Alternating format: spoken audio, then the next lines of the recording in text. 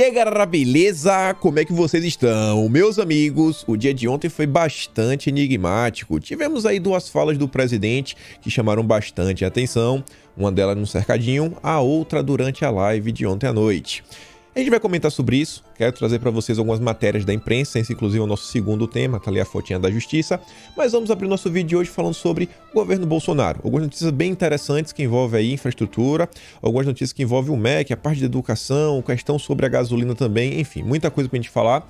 Nosso terceiro tema, vamos falar sobre a direita nas eleições, e o assunto é interessante porque o Flávio Bolsonaro, ele deu uma entrevista para o jornal o Globo e falou muita coisa que nos dá assim, né, um vislumbre do que podemos esperar da campanha presidencial de Bolsonaro e também dos aliados. Depois vamos falar do Lula, né? Sempre tem uma coisa pra gente falar do Lula, não tem como deixar de falar. Depois vamos falar do seu Sérgio Moro, tá se aproximando agora dos petistas, foi procurar um aliado do Lula, o governador do Espírito Santo, para bater um papo. A gente vai falar sobre isso, mais algumas coisas que saíram nas redes sociais, inclusive um vídeo aí de Sérgio Moro que tá rolando, que primeiro meio que ele fala que foi um gafe, depois foi um erro, e aí ele fala, não, tá botando palavras na minha boca. Confusão grande, vou mostrar o áudio aqui pra vocês. Depois temos um também muito sério. No dia de ontem, a Polícia Federal entregou aí, né, um relatório prévio sobre a questão que envolve as milícias digitais. Também fala do presidente e não vou nem adiantar nada, a gente vai ver aqui juntos, contar para vocês o que rolou, para depois entrar no tema pandemia, e aí dá pra gente dar uma coisinha que o Randolfo Rodrigues estava todo empolgado com o Tribunal de Haia. Em questão de minutos, recebeu um banho de água fria, né? Para a tristeza de Randolfo, a alegria aí das pessoas que não compactuam com o senador, vocês vão entender o que está acontecendo, temos outras notícias também. E por fim, vamos falar de agro, compliance, os donos do mundo, SG e até do Lula. Enfim, muita coisa, mas acho que vai dar tempo de comentar tudo e vamos começar aqui sobre o governo Bolsonaro. O Arthur Lira, né, que está aí no partido da base, vem mostrando que tem um certo alinhamento com o Bolsonaro. Ele postou o seguinte nas redes sociais: na esteira do que venho dizendo há meses, a arrecadação dos estados aumentou significantemente, o que justifica a redução por parte dos governadores da alíquota de ICMS sobre combustíveis. É hora de união, de esforços para garantir comida na mesa. Combustível caro implica em frete caro, o que sobrecarrega o preço dos alimentos. A arrecadação dos estados, com o ICMS sobre o petróleo, combustíveis e lubrificantes, foi de 109,5 bilhões de reais, valor 36% maior do que os 80,4 bilhões arrecadados em 2020. Então assim, aqui tem valor desenhado. Esse é o último print para você mostrar para o seu amigo petista, seu amigo isentão, que vem aquela narrativa: ai, mas os governadores não mudaram o valor do ICMS. Não precisa aumentar porque o preço do barril de petróleo subiu, então o ICMS é proporcional. Você pode mostrar aqui em valores. Olha só, 36%. Estamos falando de algo na casa de 29,1 bilhões de reais. Então assim, não trouxe aqui outras matérias, mas o Arthur Lira se encontrou com o Rodrigo Pacheco, conversaram. O Lira se colocou à disposição, falou que não faz questão dele brilhar, de ser a Câmara que vai avançar com a PEC, o governo apresentou, ele não tem nenhum problema com isso, pode começar no Senado, pode rever, do jeito que ele quiser. Querem resolver. E aí o Pacheco, né, naquela malemolência, aliado do Kassab, que é aliado do Lula, tá naquele vai, não vai. Mas é uma pauta aí que várias movimentações, inclusive a reunião dos ambos aí, né, Lira e Pacheco, basicamente o principal assunto foi definir sobre a questão dos combustíveis, que o governo está olhando bem de perto. Avançando aqui, uma notícia que é boa, muito boa, e que o PT está tentando desfazer. Reforma trabalhista, né? O que o PT realmente quer com a reforma trabalhista é a volta do imposto sindical. E você vê o seguinte, ó, contribuição sindical cai 97,5%. Valor recuou de 3 bilhões para 65 milhões de 2017 a 2021. Isso daqui só prova que a população não quer contribuir com os sindicatos. Quer a contribuição forçada. Não, se depender, não vamos. Tem que deixar o povo escolher. Esse valor caiu porque as pessoas agora são voluntárias. Não são mais obrigadas. E a gente sabe, né, a qual grupo político a maior parte dos sindicatos brasileiros está alinhado, né? É muito óbvio o que está acontecendo. Outra notícia aqui que é bem interessante, é a mesma notícia, dois veículos diferentes, aqui na esquerda é a Folha de São Paulo, eu já conheço essa formatação, e do outro lado é do G1, olha só. Rafael Baboa trouxe ambas as notícias. Maior taxa de fechamento anual desde o início da série em 2012. Viva o terraplanismo econômico. Aí a matéria da Folha fala o seguinte: setor de serviços tem alta de 10,9% em 2021 e supera perdas de 2020, diz o IBGE. Graças a Deus. O segmento teve avanço de 1,4% em dezembro frente ao mês anterior, mas sinais de que a economia está retomando. Só que aí vem o G1. O G1, né? A Folha que já não gosta de Bolsonaro, não gosta do governo, mas deu notícia. Só que o G1, né? A Globo é expert em colocar um porém, um mas, tipo a matéria de ontem, né? Sobre o Bolsonaro, ele repudia o NZ, mas também pede proibição do comunismo. Assim, por que mais? Não, sabe, a diversidade. O Bolsonaro só está conectando temas. Aí vem lá, ó. Setor de serviços avança 10,9%, supera perdas. A mesma manchete. Só que quando você vai para o subtítulo, com resultado, setor fechou o ano passado 6,6% acima do patamar pré-pandemia, olha só, e foi o principal destaque na recuperação da economia no ano passado. Recuperação, porém, se mostra desigual entre os segmentos. Sempre tem que ter um porém, né? Nunca pode ser, tá bom. Tem que colocar uma coisinha para, mas isso daqui, né, tá ruim. Ele diz, né? Mas, contudo, todavia, no entanto, entretanto, não obstante, porém, é o Grupo Globo. E aí, a gente vê a economia, tá dando sinais de recuperação. A gente tá vendo o governo entregando várias coisas. E o Tarcísio fez uma fala que eu acho que é interessante, que mostra não apenas assim um resultado de uma obra, uma coisa, mas o mindset do governo, como o governo trabalha, como o governo pensa. E você vai ver que, inclusive, essa fala aqui do Tarcísio, ela tem conexão com o MEC, que a gente vai comentar logo após isso. Vou dar play aqui no vídeo do ministro, só que o iníciozinho da fala dele, vocês vão entender o que ele está falando. O vídeo está baixo, não tem o que fazer. Vejam só, vou botar aqui no máximo que der. Duas máximas, duas lendas, né, sobre infraestrutura que tem que ficar definitivamente para trás. A primeira: no Brasil não se planeja a longo prazo. Falso, se planeja. E a segunda: no Brasil não se estrutura projeto de qualidade. Falso também, se estrutura. Todos os nossos investimentos na área de infraestrutura foram direcionados por um plano de longo prazo. Um plano onde a gente verificou como o setor produtivo está se comportando, o que vai acontecer nos próximos anos, o que vai acontecer com a nossa economia, mapeamos todas as origens, todos os destinos, as principais cadeias, aplicamos os modelos econométricos para ver como isso ia se comportar, ou seja, analisamos o problema na perspectiva da demanda e confrontamos isso com a oferta de transportes para verificar onde é que estavam os gargalos. Então, temos um plano hoje bastante matemático, que integra os planos regionais, onde os nós logísticos, os portos, têm a sua capacidade, então a gente não planeja mais com capacidade limitada, como era lá atrás. Então, nós temos um planejamento bastante consistente, uma rede de transportes muito bem calibrada e constantemente sendo atualizada. Aqui tá bom. Acho que fica assim bem claro qual é a questão, né? O governo, ele pensa no médio, no curto, no médio e no longo prazo. Faz as coisas realmente para serem bem feitas, para serem duradouras e entregarem resultados. São coisas que começam lá atrás que é assim, que não se terminam no governo atual. O governo está deixando aí já pronto para tentar finalizar aí na reeleição, que tudo indica que Bolsonaro vai ser reeleito, né? Tem as pesquisas aí que falam o contrário, a gente sempre fica assim meio reticente. E olha só isso daqui. Você vê, né? Disponibilização gratuita. Grafogame. Existe alguma coisa que é investir mais a longo prazo do que investir nas crianças? Porque assim, existe alguma coisa com maior potencial do que as crianças? Você não sabe o que a criança vai se tornar. Cara, a criança ela pode... Toda criança tem um potencial de se tornar, não sei, um novo gênio, um novo prêmio Nobel, um novo cientista que as pessoas tanto falam. Qual o governo que mais investiu na educação infantil? O MEC, o governo atual, né? O governo de Bolsonaro. Nadalém, ele postou aqui um comentário que eu achei bem interessante. Você vê aqui, ó, a Ibia Diniz. Minha filha aprendeu a ler comigo em casa com a ajuda do programa Tempo de Aprender e com o uso do Grafogame. Sou muito grata, Carlos Nadalém. Programa, o governo trabalhando com programas.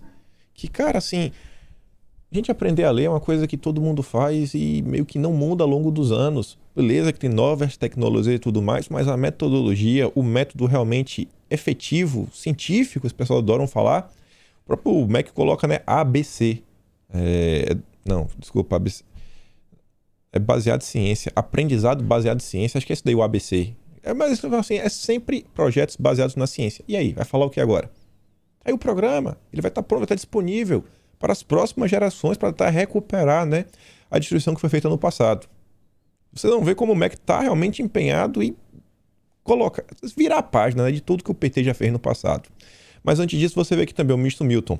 O presidente Jair Bolsonaro publicou hoje o decreto que reformula o Programa Brasil Alfabetizado, PBA. Trata-se de um esforço de aprimoramento desse importante instrumento voltado à promoção da cidadania entre jovens e adultos que não têm acesso às redes de ensino. Os problemas operacionais não são lançados... Por problemas operacionais, não são lançados novos ciclos do PBA desde 2016. Porém, agora em 2022, o governo Bolsonaro, por meio do MEC, mudará essa realidade, publicando em breve a resolução de instituição do ciclo deste ano. Parabéns, professor Carlos Nadalim e a equipe da CEALF. Uma das equipes aí que mais vem também entregando resultados. Nadalim tinha que aparecer mais, né? Tinha que se promover, não se promover mais, mas promover as ações que o MEC vem realizando. E você vê, para não restar dúvidas, que querem tornar o passado petista página virada. O governo Bolsonaro acaba com medalha em homenagem a Paulo Freire. Decreto editado por Bolsonaro retirou menção a prêmio para quem se destaca na erradicação do analfabetismo. Cara, Paulo Freire não dá. Não dá. Desse jeito a gente não vai andar para frente. Ainda sobre o governo Bolsonaro, né? Tinha tempo assim que eu sentia falta de ver um vídeo desse, né? Ver algumas pessoas aí tomando prejuízo, mas o prejuízo do bem. Polícia Rodoviária Federal, polícia que mais apreende, né, substâncias ilícitas ao redor do mundo, deu aí, né, um prejuízo de quase 43 milhões de reais. E o flagrante foi em São Miguel dos Campos, lá na Lagoas. Quase 360 quilos de pasta base. Governo de resultados. Um governo que entrega muitos resultados. E eu achei essa imagem aqui ontem. Achei não, né? O Texugo achou, ele publicou lá no Twitter. Achei interessante. Ele coloca o seguinte, ó. Escândalos do governo Lula, escândalos do governo Dilma. O governo Bolsonaro também teve alguns escândalos, mas quando a gente olha eles bem de perto, né? A gente viu que grande parte deles se resumiu a choro da imprensa e o choro da oposição. Na verdade, a oposição chorando e a imprensa tentando dar visibilidade. Mas o do Lula, cara, realmente foram grandes escândalos, né? Começar aqui, ó, 2003, ó, Banestado, Operação Anaconda, Valdomiro Diniz, Bampará, caso GTEC, Correios, Mensalão, Dólar na Cueca, Valério Duto, Propina em Ribeirão, caso Francenildo, Sanguessugas, Aloprados, Mônica Veloso, Cheque da Gol, Skin Cariol, Laranja de Alagoas, golpe do INSS, caso dos cartões corporativos, dossiês falsos, caso Satiagara, atos secretos, Lina Vieira, Bancop, Novos Aloprados, Casa Arenice. E aí da Dilma tem vários também, Palocci, escândalo em vários ministérios, transporte, agricultura, turismo, cidade, esporte, trabalho, caso do Cachoeira, CPM no Cachoeira, né, tá pra sair, escândalo do Ministério da Pesca, Operação Porto Seguro, máfia do ISS, Operação Lava Jato. Estes foram os comprovados, fora todos os outros que o PT obstruiu a apuração.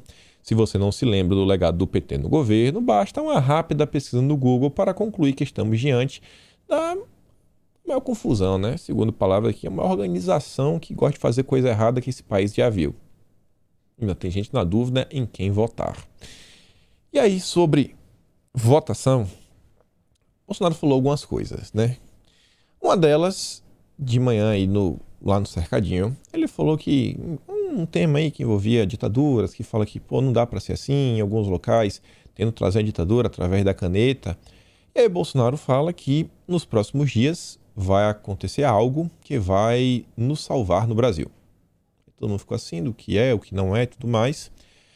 Eu quero trazer aqui só alguns comentários. Eu vi, tenho até uma tendência até a concordar um pouco, porque eu já vi alguns comentários do outro jeito, que é o seguinte: pô, Bolsonaro ele não devia falar nada, ele já devia chegar com a situação pronta, para não avisar o lado de lá e o outro lado poder começar a se preparar, alguma medida, para reagir e para, às vezes não gerar uma expectativa e depois as pessoas acham que, meu Deus, e às vezes é uma coisa boa, mas não é tão bom como as pessoas achavam que era e gera aquela sentimentos de decepção. E aí já tava gente falando isso daqui, dessa vez eu não acredito em Bolsonaro, isso, aquilo, outro. É aquela confusão, né?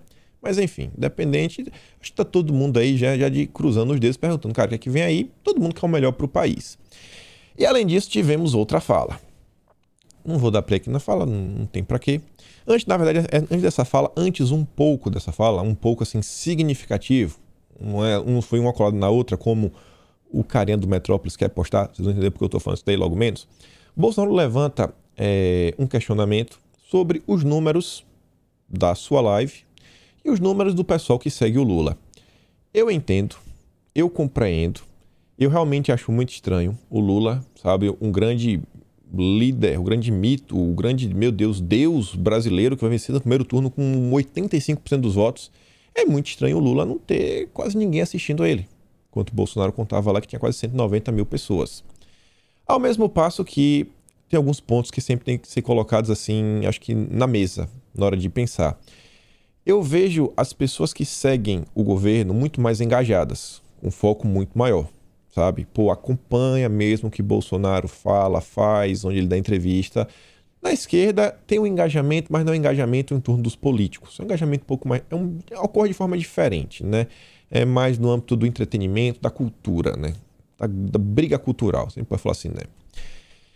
Outra questão é o seguinte, pô, aniversário do PT, é aquele tema que, sabe, quem que quer ver o aniversário do PT? E tem um ponto que eu acho que é o seguinte, a gente não pode só...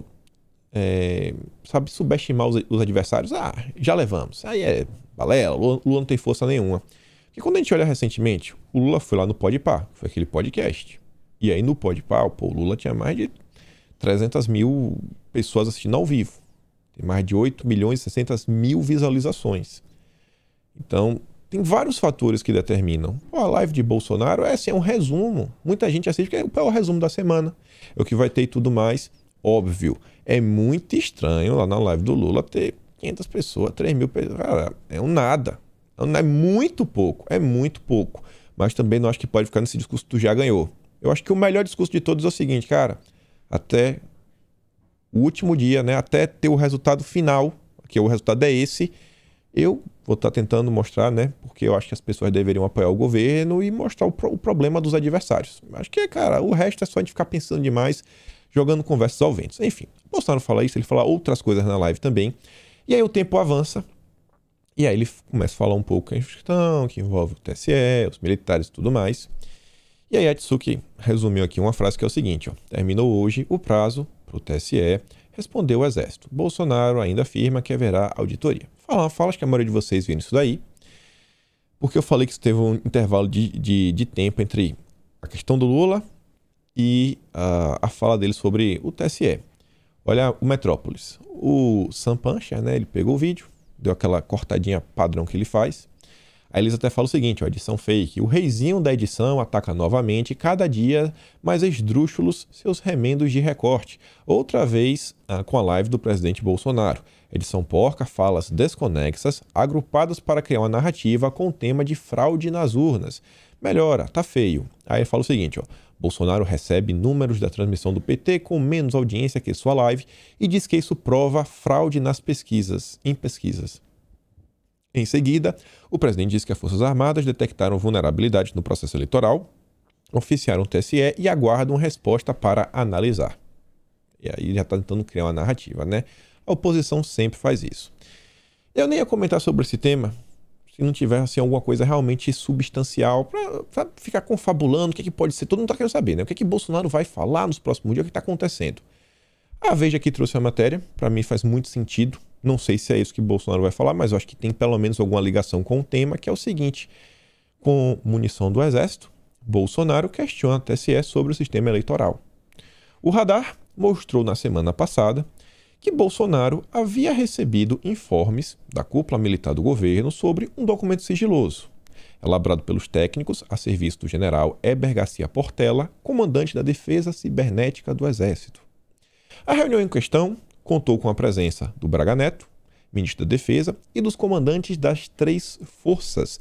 Na live desta quinta, Bolsonaro deixou claro que teve acesso ao documento sigiloso produzido pelos militares com questionamentos ao TSE e tratou de usar o tema como munição para mais uma vez falar da suposta insegurança do processo eleitoral. Braga Neto é cotado para vice de Bolsonaro. Acho que a matéria só colocou isso daqui para colocar Braga Neto na confusão. As informações do documento sigiloso do Exército até hoje não foram tornadas públicas nem pela Justiça Eleitoral, nem pelos militares. Mas Bolsonaro já teve acesso. Com isso, cobrou o ministro Luiz Roberto Barroso, nesta quinta, para que responda aos militares como se a demanda fosse do governo. Então, realmente parece que talvez as falas que Bolsonaro falou tenham alguma coisa a ver com a questão eleitoral. O que é, o que não é, o que vai acontecer, o que não sabe. É que é só confabulações, o pessoal que fica aí.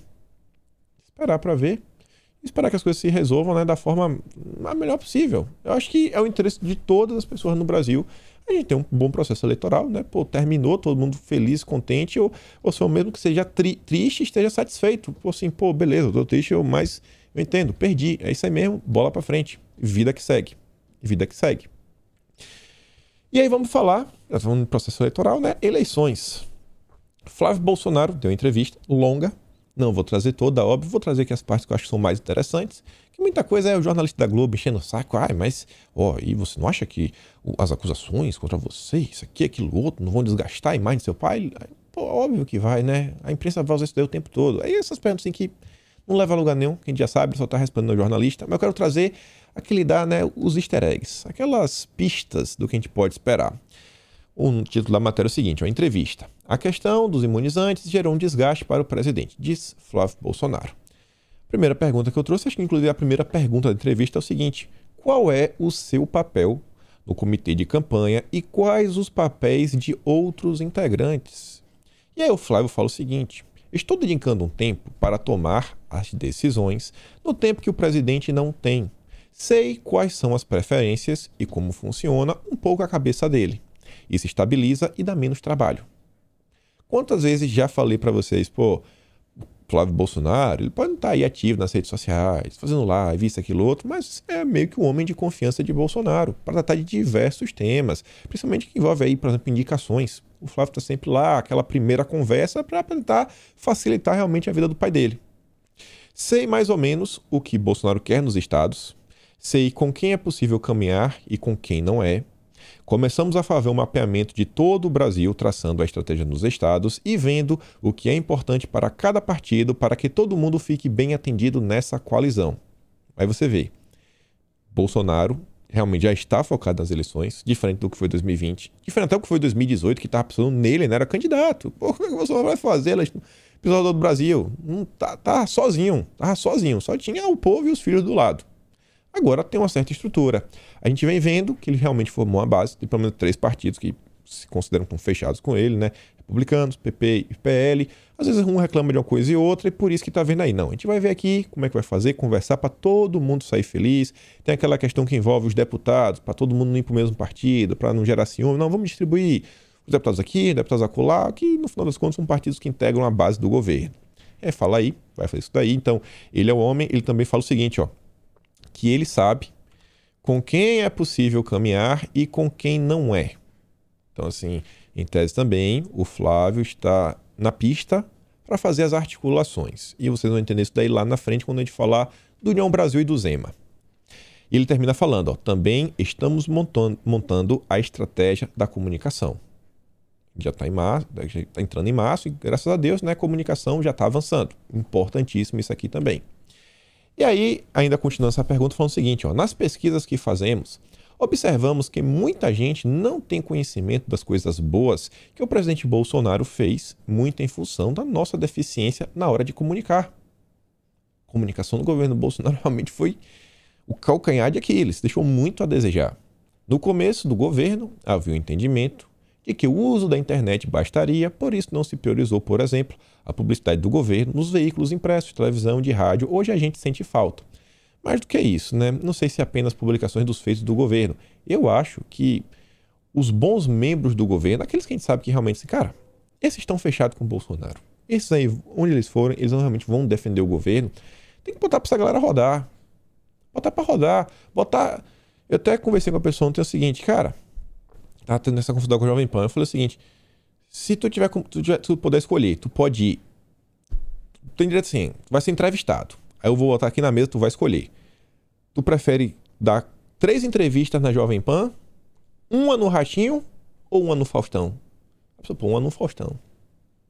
Uma no Faustão eu prefiro do que 3 na Jovem Pan. Por quê? Porque fala para um grupo muito maior, tem aquela reverberação maior e tudo mais. Então, assim, esses programas, que ainda que não falem de política nem nada, cara, dá uma visibilidade.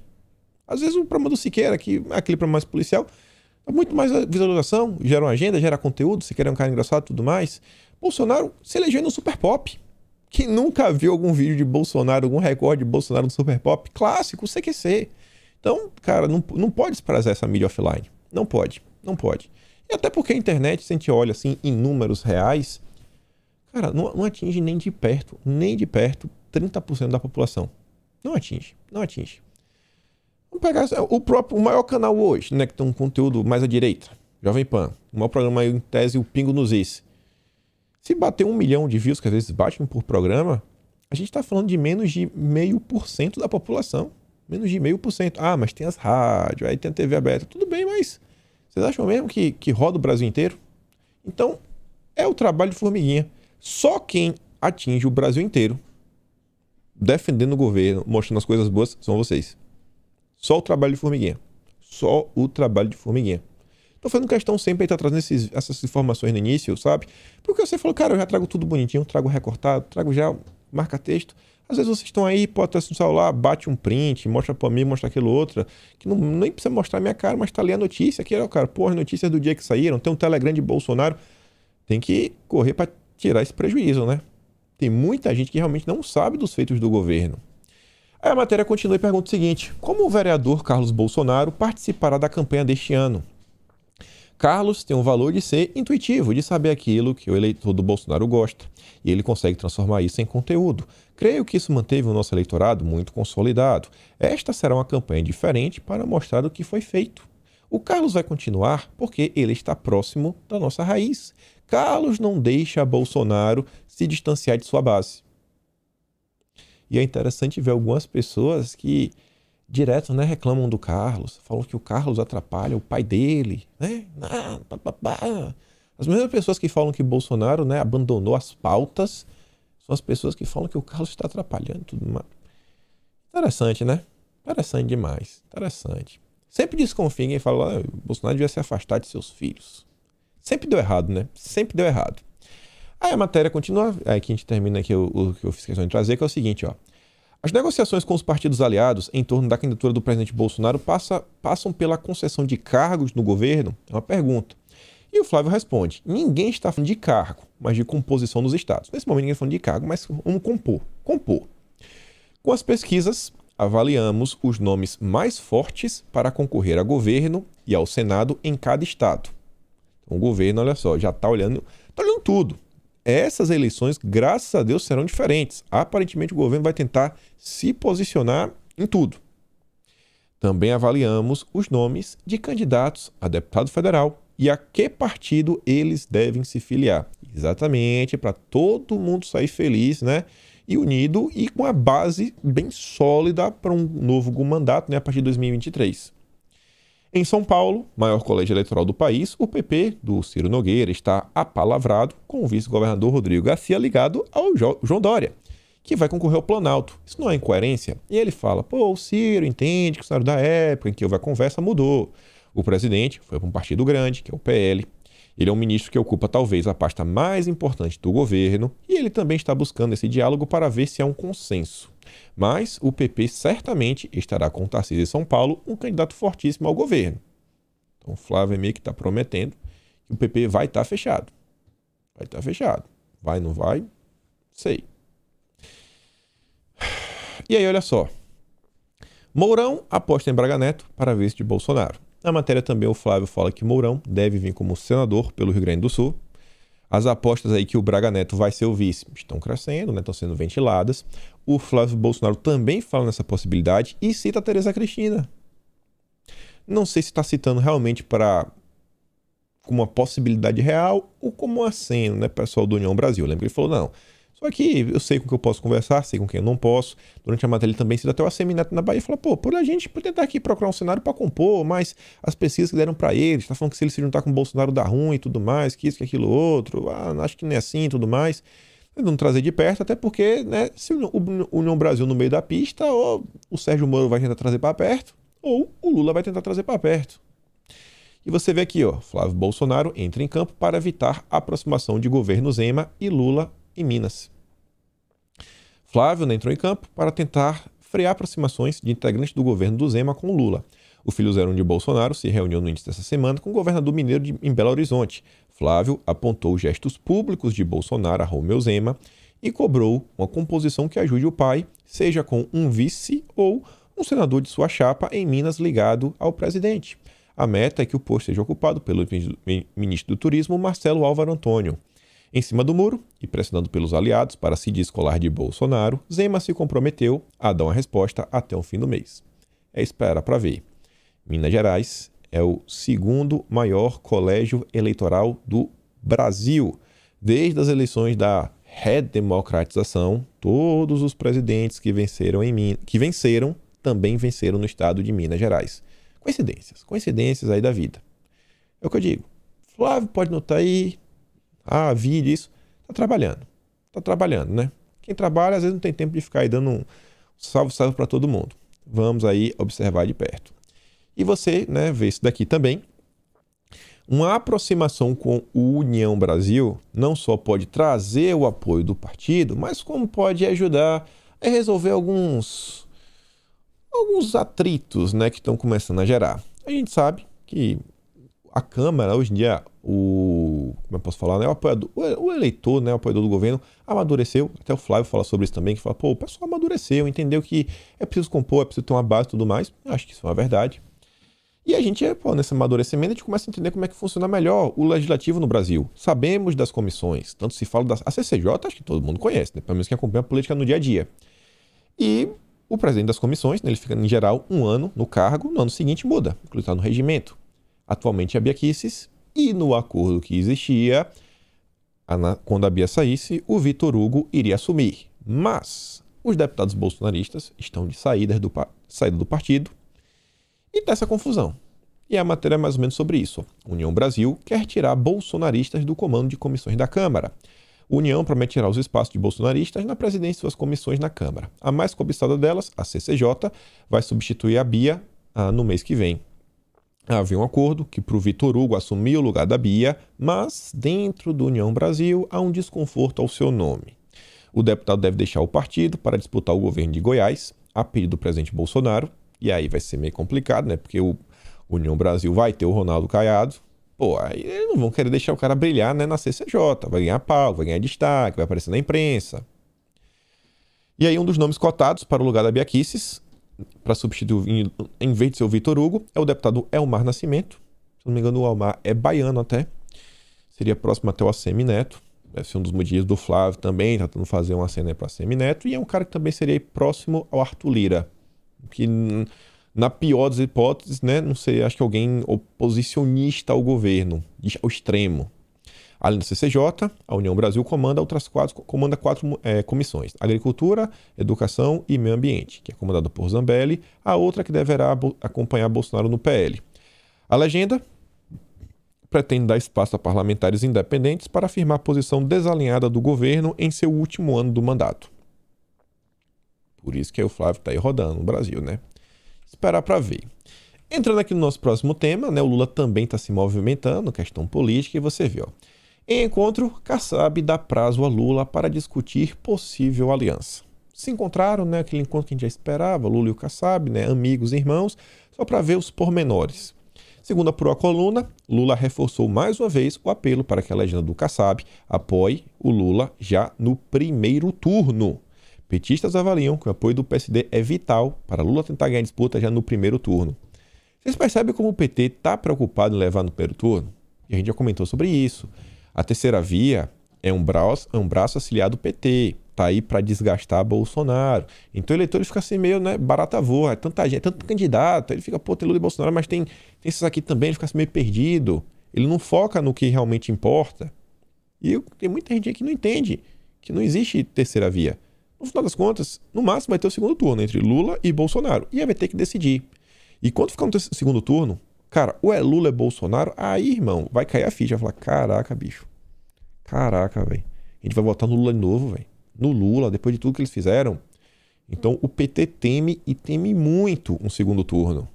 Após a reunião, Lula disse às lideranças, né, que tem sentido que o Kassab está mais maleável, né, para uma possível composição já no primeiro turno.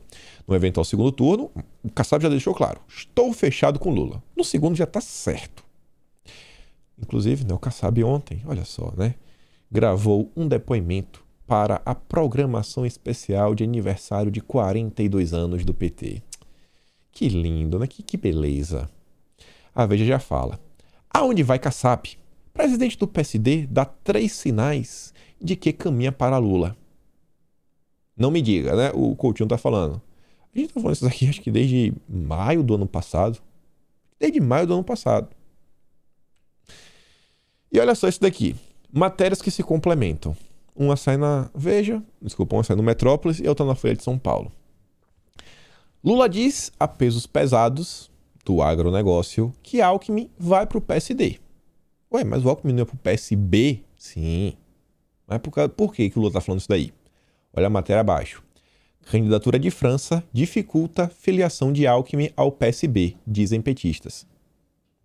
O Lula já está colocando o Alckmin junto com o Kassab para colocar pressão no partido lá do Siqueira para remover o Márcio França. Assim, pô, amigão, Humberto Costa já tirei lá de Pernambuco.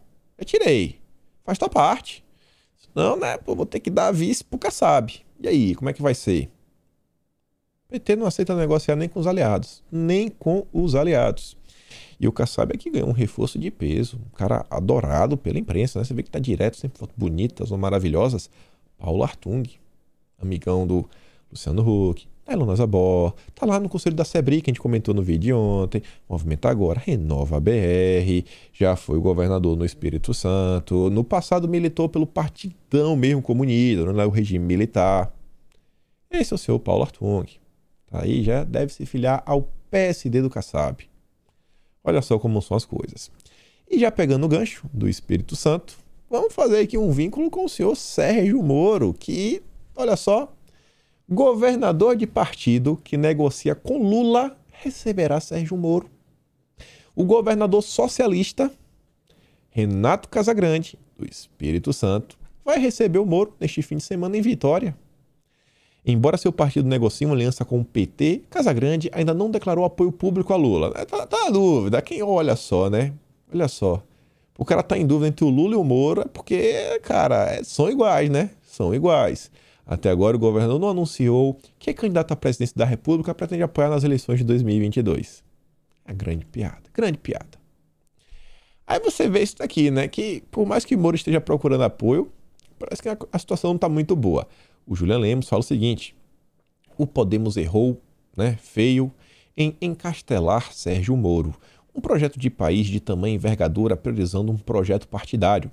É preciso ter desprendimento e humildade. Erros estratégicos consecutivos têm acontecido. Moro tem que tomar as rédeas disso já, ou lamento. Ou seja, o Podemos não tem vez. Quem manda no partido é o Moro. E os aliados do Moro, né, tipo o MBL. E ele vai falar sobre isso. A Elisa fala: ih, rapaz, já estão jogando a toalha. O maior errado nisso tudo foi o próprio Moro, que subestimou a inteligência do brasileiro e tentou derrubar o governo porque acreditou que era maior que o Bolsonaro. E aí você vê isso daqui, ó. Moro aí talvez ganhou algum apoio, e você ainda vê nessa questão que envolve o Zema. Salim Matar financiará campanha de Zema que não terá fundo eleitoral.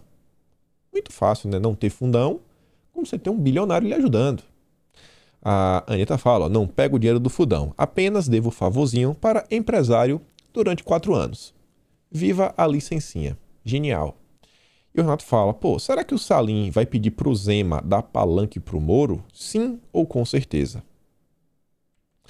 E aí, como o Julian Lemos falou, né, que o Moro tem que tomar as rédeas, o Moro tomou, e falou: ó, Kataguiri é meu brother, amigão. Ele vai entrar aqui no Podemos e não vem de história não, viu? Álvaro Dias aí, cala a boca. Renato Abreu também, quem manda sou eu. Partido de Moro descarta barrar a filiação de Kim Kataguiri por fala sobre o NZ. A Renata Abreu, né, afirmou que está descartada a possibilidade do partido barrar o Kataguiri. Que é a fala dela. Essa possibilidade está descartada. Todos nós podemos errar. Kim já se retratou, disse a coluna.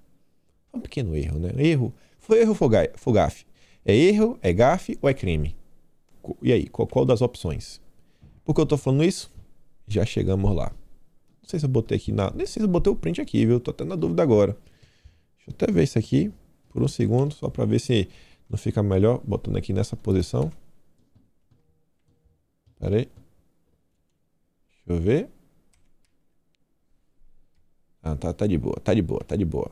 Logo depois, para não ficar fora e ficar na fluidez do vídeo. Mas olha só. Aí vem aqui, né? Maynard escreveu um texto. Nem quero ler o texto dele. O que é interessante é o seguinte, ó. Acompanhei de longe, olha esse segundo parágrafo, os episódios desta semana porque nunca tinha ouvido falar nos dois energúmenos que reintroduziram o NZ no debate nacional, o podcaster Monark e o ex-BBB Adrilles. Peraí, o Maynard ele não sabe quem é o Monark? Mas o antagonista noticiou sobre a ida do Moro no podcast, ele não sabe quem é. É aliado. Ele sabe quem é. Ele sabe. E pelo que me consta, o Monark, ele não estava sozinho. Ele estava com a Tabata Amaral, estava com o Igor 3K, o parceiro dele, e estava com o Kim Kataguiri. E a matéria não fala sobre o Kim Kataguiri. Estranho, não? É como se o Kim Kataguiri não existisse. É como se o Kim Kataguiri não tivesse feito nada. É aquela verdadeira, assim, cortina de fumaça, aquela seletividade que, assim, ó, não estou vendo, não. Quem é Kim Kataguiri? Não sei. Nunca ouvi falar. O Kim Kataguiri aqui, ó, você vê. Por que ele não fala do Kim Kataguiri, bicho? Estranho, viu? Muito estranho. Você vê, ó, o primeiro foi punido com a perda de patrocinadores, o segundo foi demitido. Isso mostra que algumas trincheiras da civilidade ainda resistem. Ah, tá. Ele defende punição para as pessoas, né, que estão falando sobre a NZ. Então é por isso que ele não falou do Kataguiri. Porque não tem como ele colocar os três e pedir que o Kataguiri seja punido, né? Porque é aliado do Sérgio Moro. Lá vai o Maynard, né? Em sua coluna na Cruzoé.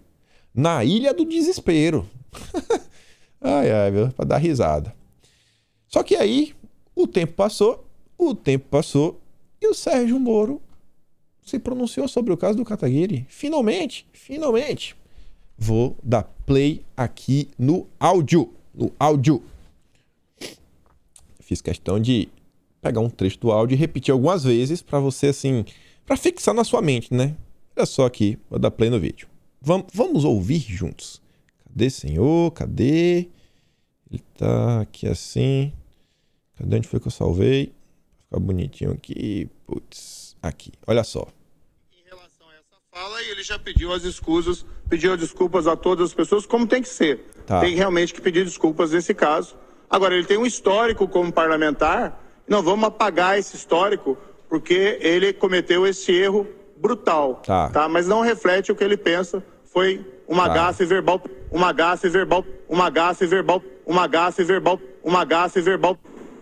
Gafe verbal. Ele disse que ele cometeu um erro brutal. Agora, quem tem que responder por isso é ele, não eu. Não, queria sua opinião então eu falo sobre isso. Por mim e digo as minhas palavras. Então o senhor considera uma gafe e não um crime? Não, eu acabei de falar para você que foi um erro brutal. Não coloque, desculpe, palavras na minha boca. Uma gafe verbal. Tá, eu deixei muito clara a minha posição em relação a esse tema. Uma gafe verbal. Acho que Moro, ele deve ter ido sem avisar em Minas Gerais, se encontrar com Romeu Zema, comeu muito queijo, estava com problema de memória. Que me dizem, né, que quem come queijo demais não lembra das coisas. Então, para você, é uma gafe ou crime? Não coloque palavras na minha boca. Fazer o quê, né? Tá aí. Até mandei esse vídeo lá, né? Lá no Telegram. Dá uma olhada. Olha lá no Telegram, com imagem, tudo bonitinho. Serginho, né? O Serginho Moro é demais. E aí, veja só como são as coisas, né? O Vem Pra Rua deve ter tido a mesma ideia, olha só, né? Mesma ideia, por pura coincidência que o Maynard teve, né? Mas nada daqui, até eles foram além. eles não falam do Monark, né? Eles só falam do Adrilles. E agora já trouxeram o Felipe Martins. Só estava dando tchau, só estava ajeitando o zíper. Esses aí, né, são criminosos. O Kim Kataguiri foi um deslize, assim como o Monark. A Ju fala, né? Pô, não deram um pio, né, sobre a fala do Kim Kataguiri. Curioso. Falaram nada. Uma linha, ninguém... O gato comeu a língua. O gato comeu a língua do Vem Pra Rua. E aí vamos avançar aqui num tema tenso, né? Tá chegando aqui no final do vídeo, o clima é meio tenso, envolve fake news. Vejam só o seguinte. Uma grande surpresa, olha essa Inception, né? O André Guedes compartilhando o antagonista sendo retweetado pelo Kim Kataguiri. Os outros falam o seguinte, ó. Lula afirmou que é preciso impor regras para o funcionamento da internet e para o sistema de televisão. O André Guedes fala o seguinte, imagina a gritaria se fosse o Bolsonaro falando em impor regras na TV e na internet. Mas é o Lula, o vovô bonzinho, né? Bota aqui no meu popô. E o Kim Kataguiri compartilha. Aí Tsugi fala, rapaz, tive que ler 10 vezes para acreditar que se tratava do André Guedes com um retweet do Japa. Parece que a água começou a bater no calcanhar, né? Acho que o antagonista deve lembrar que o PT não gosta muito deles, né? Fala, pô, vocês trabalharam, né? Nossa, quantas notinhas que os antas soltavam na época da Lava Jato contra o PT. Acho que o pessoal às vezes não esquece, né? O Lula pode estar meio rancoroso. Aí vem o Sérgio Moro nesse mesmo âmbito. Lula quer controlar o conteúdo de TV e internet. E de forma dissimulada chama isso de democratização. O Lula realmente fala isso. Isso é coisa de regimes autoritários. Eu concordo, Moro, com você. Agora o Moro solta a pérola, né? Liberdade de imprensa é pilar da democracia e inegociável. Ah, entendi. O Moro, ele não pensa diferente do Lula. Ele só acha que a imprensa tem que ter liberdade, mas o povo não. Não é, você vê, né? O Moro nunca fala em liberdade de expressão. É liberdade de imprensa. É de imprensa, né? Porque a imprensa a gente não regula, mas o povo precisa ser contido. O povo precisa ser contido. E aí vejam só. Dia de ontem, algumas matérias chamaram muito a minha atenção. Uma delas fala o seguinte, que a Polícia Federal afirma ao Supremo que a estrutura do gabinete de ódio é usada por milícia digital. Identifica-se a atuação de uma estrutura que opera especialmente por meio de um autodenominado gabinete do ódio, um grupo que produz conteúdos e ou promove postagens em redes sociais, atacando pessoas e os alvos, ou espantalhos escolhidos previamente eleitos por integrantes da organização, difundindo-as por múltiplos canais de comunicação. Então a polícia está dando como certo que existe um gabinete do ódio. No relatório, a Polícia Federal também sustenta que a organização criminosa digital foi usada para disseminar notícias falsas sobre medicamentos ineficazes contra a pandemia ou chamado tratamento precoce. Olha só, a Polícia Federal está chamando de organização criminosa digital. Ou seja, acho que esse ano teremos grandes emoções, viu? Fico meio preocupado aí, espero que o pessoal realmente investigue bem para ser justo aí no seu resultado final. E essa é outra matéria também, que é o seguinte, que a Polícia Federal passa a investigar a relação de Bolsonaro com milícias digitais antidemocráticas. Para estar investigando a relação de Bolsonaro, porque ele já tem a mais pura certeza que existe uma milícia. Agora eles querem saber até que ponto o Bolsonaro tem ligação com ela. Um dos braços da investigação agora é identificar a relação de Bolsonaro com essas milícias, a partir dos fatos colhidos nas investigações. E aí diz, né, o inquérito das milícias digitais já havia colhido indícios de que apoiadores do presidente Bolsonaro têm atuado de forma sistemática nas redes para divulgar notícias falsas e ataques às instituições democráticas. Sei lá, eu tendo às vezes a maior parte do tempo, às vezes posso ser inocente, mas eu acho que a maior parte das coisas que acontecem no ambiente virtual, posso ser inocente, que normalmente são de forma orgânica, as pessoas estão incomodadas com o tema, elas leem, aquilo chama a atenção, porque são temas que realmente chamam a atenção. Mas a Polícia Federal está aí investigando, né? Esse ano promete. Esse ano aí, isso aí chamou muito minha atenção. Acho que liga aí um grande alerta. Vai vir coisa por aí, né? esse é o relatório prévio. A Polícia Federal pede mais condições para continuar prosseguindo com investigações, tentar ver agora os indivíduos, faz alguns depoimentos. Vamos que vamos. E aí, olha só, fiz questão de trazer esse tema, porque é aquela coisa, né? A gente, pelo menos assim, a gente não posso falar para todo mundo, mas às vezes eu sinto que se pega muito no pé de um grupo. Às vezes por não entender, porque na internet é um ambiente novo, as pessoas não entendem como funcionam as coisas. Tem gente que realmente não entende, às vezes fala alguma coisa, às vezes tá trabalhando nas melhores das intenções. Não parte do pressuposto que tá todo mundo aqui querendo conspirar contra a direita e tudo mais. Só que tem umas coisas que assim, realmente não dão pra entender. Que é o seguinte, tem esse rapaz, não é a primeira vez que esse rapaz aqui aparece com alguma mentira com o governo, não é a primeira vez mesmo, é um petista. Vídeo que Bolsonaro tentou censurar. Além de trazer um vídeo fake, compartilhado pela Márcia Tiburi, e fala o seguinte, ó, viram um vídeo de Bolsonaro falando em NZ que o Thiago Resiste achou? E o YouTube grande, mais de 600 mil inscritos, audiência grande todos os dias. A coisa tá tão feia, gente, tão feia, que não só tem essa matéria aqui de 2018 falando, ó, é fake que Bolsonaro disse em vídeo que teria se alistado ao exército lá do alemão. 2018 já tinha desmentido. E ontem, a própria FP e o Twitter colocaram em destaque. Gente, é mentira. E nesse âmbito, assim, é tudo normal. É tudo certo. Não é antidemocrático. Não há milícia. Não é nada. Não que eu pregue assim uma perseguição, nada, mas assim, pô, o que difere esse pessoal? Muito estranho, ainda mais quando a gente olha o PT, o passado do PT, a gente comentou no vídeo ontem sobre a história do mensalinho do Twitter, mensalinho petista que teve no passado. O próprio Randolfo Rodrigues compartilha o vídeo. Olha só, cadê o cara? Que respeito esse. Cadê o cuidado que ele tanto cobra das pessoas? Tá lá, ó. E por falar em NZ, vamos lembrar como essa história toda começou aqui no Brasil. Como disse os titãs, bichos escrotos saem dos esgotos. Pronto, começou. Bolsonaro agora é o pai do NZ no Brasil. Quanta irresponsabilidade do senador Randolfo Rodrigues. É jogando baixo. Então você vê, pô, por um lado, coisa avançando, investigações, do outro lado meio que, vai aí, velho, tá, vai. Deixa eu ver. Dá tempo de falar tudo, porque as notícias aqui são rápidas, de pandemia. 2 minutinhos no máximo, ó. Dória vai adotar a quarta, independentemente de recomendação da saúde. Dória sabe mais que todo mundo.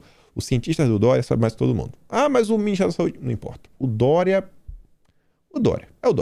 É o Dória. Ministério Público Federal pede suspensão de parecer do CFM. A manifestação foi assinada pelo Procurador da República, Luiz Costa, e responde a processo movido contra o CFM pelo DPU, Defensoria Pública da União. É só para ilustrar mais uma vez quando eu digo, pô, gente, a gente precisa de uma reforma no judiciário. Não é mudando uma pessoa, 2 pessoas. O judiciário tem assim, sabe? A gente tem que ver, vamos rever aqui como é que as coisas realmente estão. O judiciário, aqui não é nobre. Ministério Público tomando essa ação. Acho que alguns de vocês, né, vão ficar assim, pô, eu discordo do Ministério Público. Aqui, depois dessas notícias aí, pra ficar meio assim, uma pra dar uma alegrada, uma risadinha. Randolfo Rodrigues veio todo empolgado. Urgente. O Tribunal Penal Internacional, em Haia, acaba de confirmar o recebimento do relatório. Nem vou terminar de ler. Não vou terminar. É mais um passo fundamental no combate à impunidade. O nosso trabalho continua, não iremos descansar até que a justiça seja feita. Ele postou isso às 7h18 da noite. Não passou nem uma hora. Às 8h01 da noite, a CNN... Não, desculpa, passou um dia, porque ele postou no dia 9. Um dia quebrado depois, o Tribunal de Haia diz que denúncias sobre a pandemia estão fora de sua jurisdição. Corte Internacional confirma que recebeu o relatório final da CPI, documento que pede iniciamento de Bolsonaro. Mas, entretanto, porém, todavia, cara, foi minha jurisdição, irmão. Desculpa aí, Randolph. A alegria do Randolph durou um dia, né? Pensei que tinha durado 1 hora. Então, pô, realmente tem que comemorar. Durou um dia de felicidade na vida do Randolph. Aqui aquelas notícias, né, que a gente fala, pô, velho, a mesma imprensa, ó, Bolsonaro ignorou 4 notas da saúde ao defender vitamina D. E ontem, né, verificado, ó, Canaltech, falta de vitamina D aumenta riscos. Parece que Bolsonaro estava certo. E uma notícia internacional, o primeiro-ministro de Ontário anunciou amanhã que estará encerrados os passaportes. A gente já falou de Alberta, agora Ontário. Parece que está indo. Vale a pena continuar observando de perto e realmente ver assim um desfecho final. Espero que todo mundo chegue no acordo, todo mundo saia feliz, contente, sorridente, com a voz e seus direitos. Todo mundo bacana. E o Canadá, né? Todo mundo tendo a vida que pediu a Deus. E para o nosso último tema aqui, vai dar tempo de falar. 5 minutos não era o suficiente, mas a gente passa qualquer coisa um pouquinho de 1 hora. Olha isso daqui. Lira pauta a votação de urgência para apreciar projeto que flexibiliza a entrada de agrotóxicos no Brasil, né? Isso é na coluna de sustentabilidade. Na verdade, não é agrotóxico. Já é o nome para jogar abaixo. São defensivos agrícolas. O Texugo fala o seguinte, se olharem os impactos da pandemia, chegarão à conclusão da falta de comida em alguns países. Mas, por coincidência, o Brasil não sofreu disso. Qual o motivo? Fertilizantes. Se não fosse o trabalho da Teresa Cristina, o país passaria por pragas nas nossas lavouras e falta de comida. Não sei se vocês lembram, ela foi pessoalmente na Rússia. Por que a Rússia é um grande produtor de fertilizantes? Porque a Rússia também é um grande produtor de energia. A gente já comentou sobre isso, andam de mãos dadas. Se você mexe na matriz energética, você impacta várias áreas. Uma delas, fertilizantes, que por conseguinte vai impactar na comida. Comida. E a gente sabe que tem a galera aí que tem uma pauta verde que às vezes não está se importando com o que pode acontecer para a comida, né? Não se importam muito. Aí, olha só. Um colegado tinha mandado essa matéria. Eu achei bem estranha. Do History do UOL.